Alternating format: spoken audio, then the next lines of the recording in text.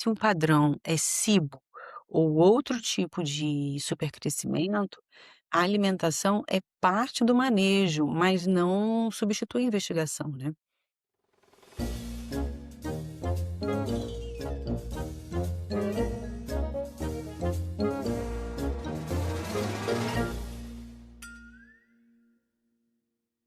SIBO também pode aparecer com diarreia, urgência, dor e medo de sair de casa. Nem todo caso é barriga inchada, né, Andréia? Ou com o intestino preso. Exato. E alguns pacientes já fizeram exames, às vezes até teste respiratório antigo e continuam ouvindo. Está tudo normal.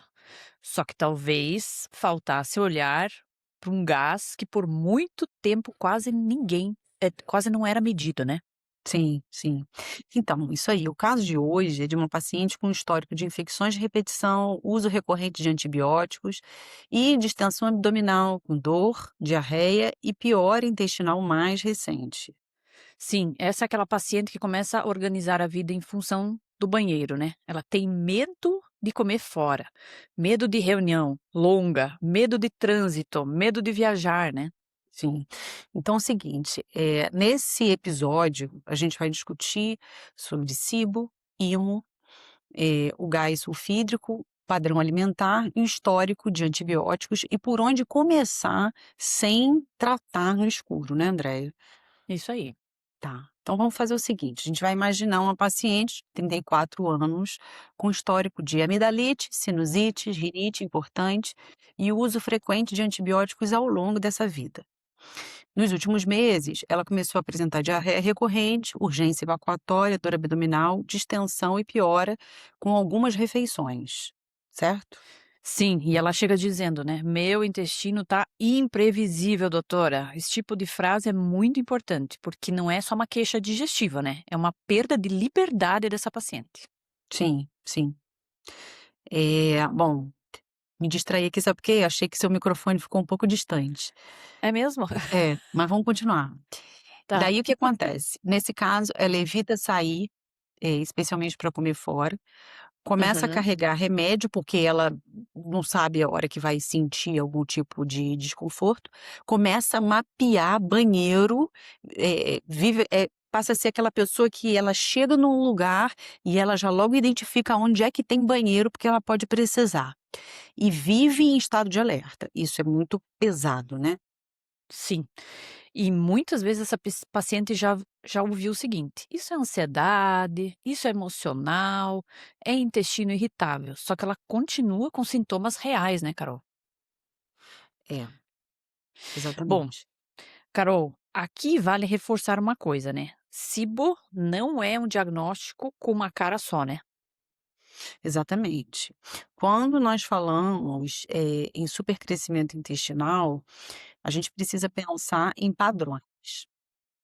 Existe um padrão mais associado ao hidrogênio, existe um padrão que é de metano, que é o que a gente chama de IMO, mais ligado à constipação, e um padrão que entra, o sulfeto de hidrogênio, que pode se relacionar mais com diarreia, urgência e dor em alguns pacientes, né.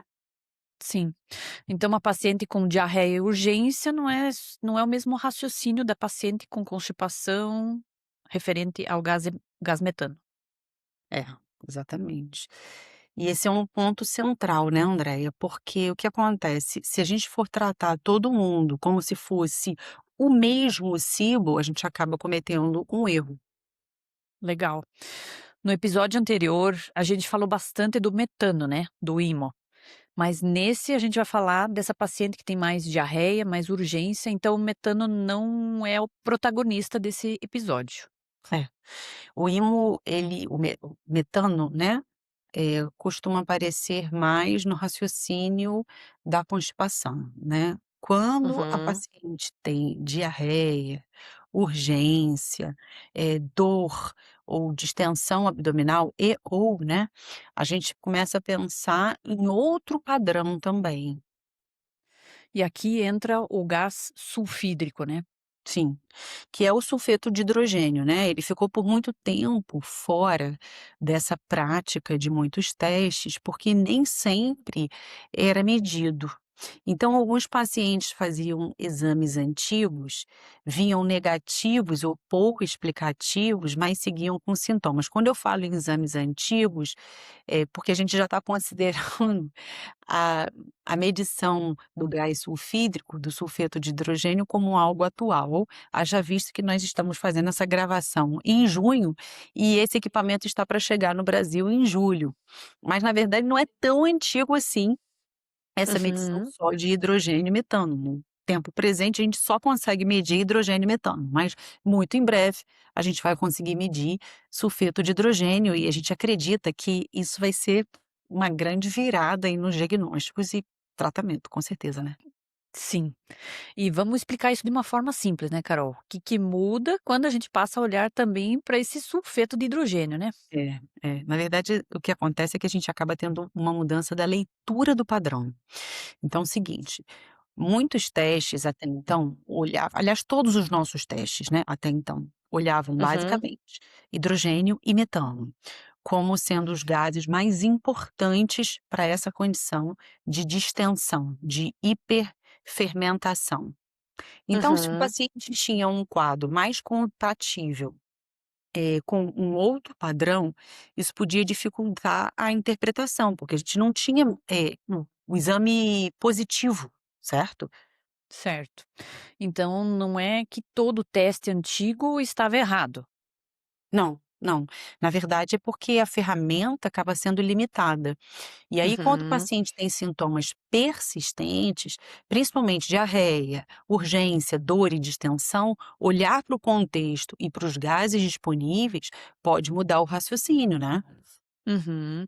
E acho que esse é um ponto muito importante, né, para o público que nos acompanha aqui. Não é só sobre autodiagnosticar, mas é sobre entender que existe uma investigação mais refinada, né? É, com certeza, com certeza. Legal. Agora vamos fazer uma pergunta da doutora Caroline que eu acho ótima. Qual a relação entre amidalite, sinusite, rinite e intestino? Então, o que que a gente precisa, entender?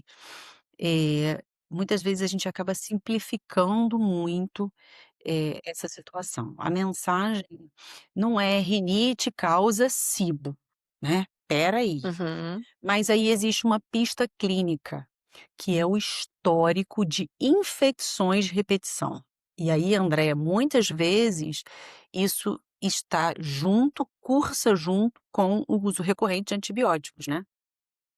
É, antibiótico salva vidas e é necessário em muitos casos, né? Com certeza, com certeza. Mas o que que acontece? Quando existe essa necessidade do uso repetido ao longo da vida, esse é um dado que começa a entrar na história clínica, porque pode mudar o ecossistema intestinal.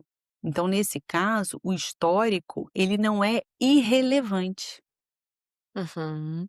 E do lado integrativo, a gente olha para o terreno, né, Carol? A gente olha a microbiota intestinal, a barreira intestinal desse paciente, a rotina, o sono, a alimentação, né? O estresse, né? A imunidade. E não para culpar uma coisa só, né? Mas para a gente entender o conjunto da ópera, né? Exatamente, exatamente.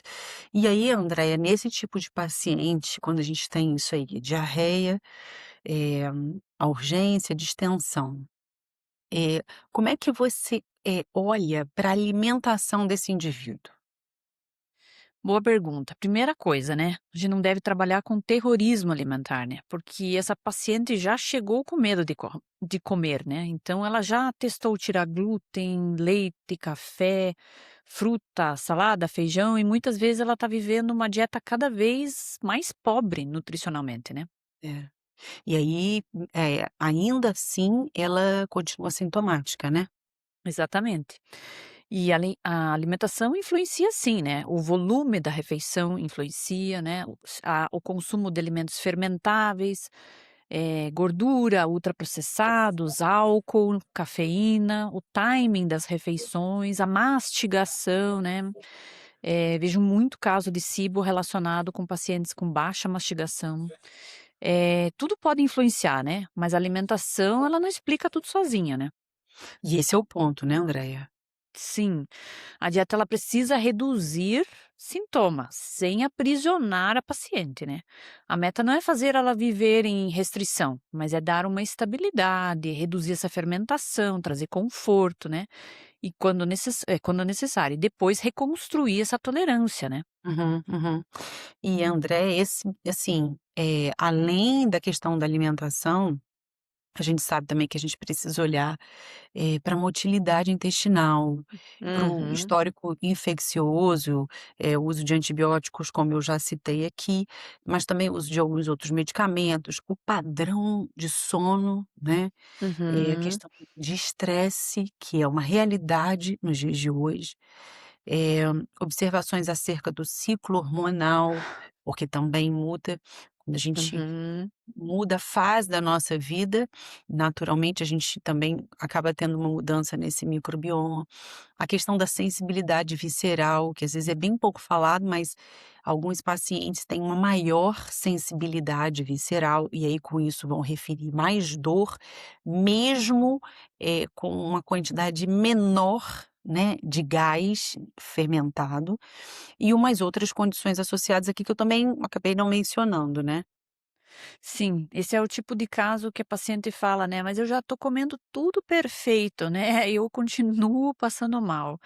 E isso mostra que talvez a comida não seja a única questão que está em jogo aqui, né. Sim, sim, exatamente. E aí, se o padrão é SIBO ou outro tipo de supercrescimento, a alimentação é parte do manejo, mas não substitui a investigação, né. Sim, exatamente. E então por onde que a gente começa sem tratar no escuro esse paciente, Carol? Então, assim, eu entendo que a gente precisa primeiro organizar esses sintomas. Uhum, A seguir, entender, qual que é o padrão predominante. Isso é básico. uhum, Depois, avaliar se existe uma indicação de teste respiratório adequado. uhum, E aí, a seguir, a gente pensa no tal tratamento direcionado conforme o padrão que nos foi trazido após a realização do teste respiratório. uhum. E do lado nutricional, Carol, eu vejo que é importante estabilizar sintomas, né, porque o paciente ele está muito desconfortável, ele está sofrendo muito, né. Uhum. É necessário ajustar alimentos, trazer menos alimentos menos fermentáveis, né, Uhum. evitar excesso de restrição, porque isso não ajuda no tratamento, e construir uma estratégia que o paciente consiga manter, né. É. E também eu penso assim, que é importante dizer que não se trata SIBO só porque a pessoa viu um vídeo e achou parecido, né. O tratamento, na realidade, ele precisa de um contexto. Sim. E esse é exatamente o papel da autoavaliação que a gente desenvolveu, né, aqui no Raiz, para ajudar as pessoas a organizar as pistas, né, não para fechar diagnóstico, né. Exatamente. Legal. E a pergunta que sempre aparece, né: "Cibo tem cura, Carol?" Hum, é, isso é uma resposta difícil, né. Eu diria Uhum. que depende, né. Infelizmente, eu queria dizer tem cura, Aham. mas a verdade é que a resposta honesta é que depende. Depende da causa de base, do padrão gasoso, da motilidade desse intestino, do tempo de sintomas desse paciente e das condições associadas, né, que a gente acaba não mencionando aqui, mas podem ser algumas. Além disso, da questão da aderência ao tratamento, que também é um ponto desafiador, né, Andreia? Sim, porque muitas pessoas passam por cirurgias abdominais e acabam tendo aderências e nem sabem, né, Carol. Sim, não, Então mas aí você está falando da aderência brida, né, ok, pós-cirúrgica, mas eu tá. mencionei aqui a questão da aderência ao Ao tratamento mesmo, tratamento, porque entendi. brida, né, a aderência pós-operatória também é uma condição que pode levar a SIBO, né. Sim, eu lembrei, né, porque nós estamos estudando uma série de materiais sobre SIBO recentemente e, assim, a gente tem visto que as aderências nas cirurgias É, você foi Seja mais longe aqui do que a gente. eu acabei, né. E assim, né, Carol, uma coisa que me surpreendeu muito, essa questão da motilidade que tá em volta, que tá como raiz da maioria, né, dos casos de SIBO, né. Sim, sim, E aqui a gente tem bastante coisa ainda para trabalhar, né, que é o é, tal do MMC, muita coisa que a gente vai trazer aqui. sim. Bom, então a promessa não deve ser só tem cura rápida. Não, não, a promessa é é uma promessa responsável, né, que a gente precisa Uhum. trazer clareza, uma investigação correta e estratégia, né. Tem paciente que melhora muito e fica estável, mas tem aqueles que precisam de mais uma etapa. Tem paciente que precisa trabalhar manutenção para não voltar, né. Sim, a gente tem visto que pode acontecer da pessoa ter que passar por mais de um ciclo de antibiótico ou ser alterada a estratégia e que é importante esse exame do teste respiratório no final para ver quanto que houve de redução da produção desse gás, né? Quanto evoluiu, quanto melhorou, se é necessário mudar a estratégia, né? Sim, Então, é isso que a gente queria trazer aqui hoje, né. SIBO não é para ser tratado no escuro, ele exa depende de uma série de etapas, depende da colaboração do paciente, ele depende de um exame pós para se saber se a estratégia funcionou bem ou não foi tão eficiente, porque muda, né, paciente para paciente a gente pode ter resultados diferentes. sim. Legal. Então é o seguinte, se você que não está assistindo, você que não está assistindo, vive, com diarreia, urgência, dor, distensão abdominal, e, André, a sensação do intestino imprevisível, né, que é importante? Não reduzir isso a uma condição emocional. Isso precisa ser investigado.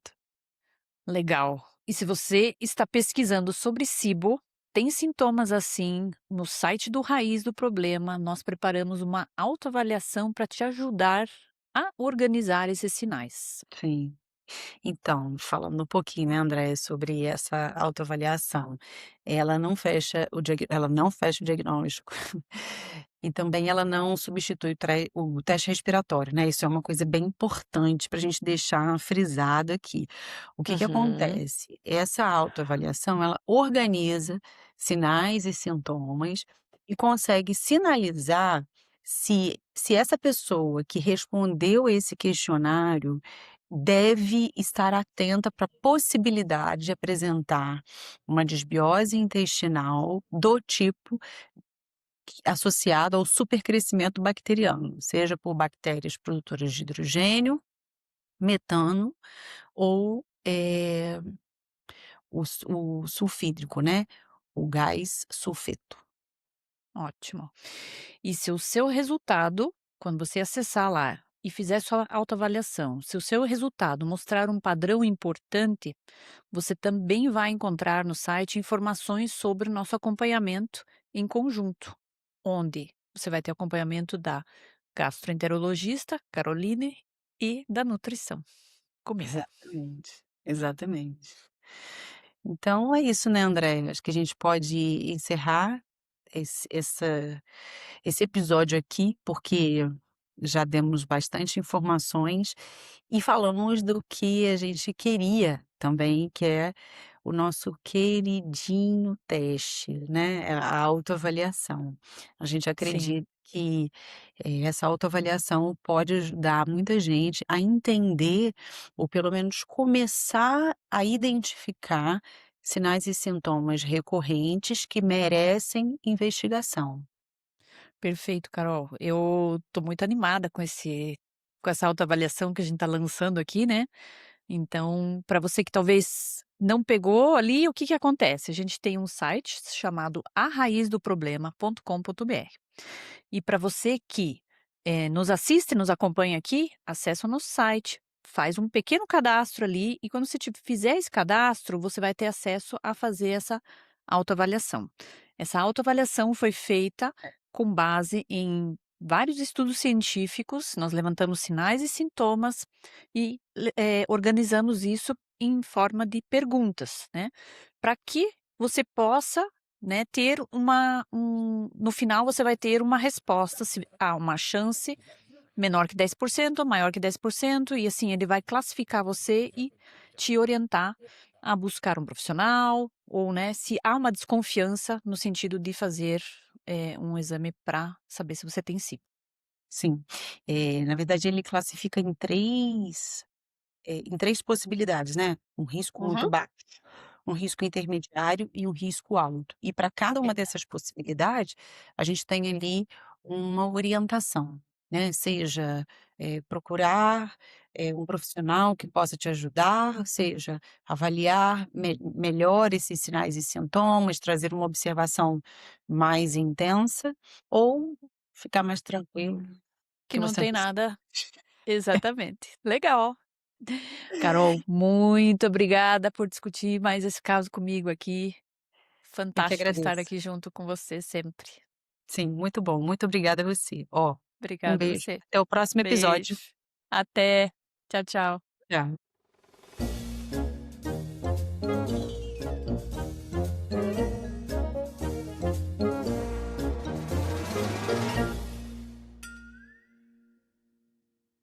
Este episódio foi produzido por Relevance.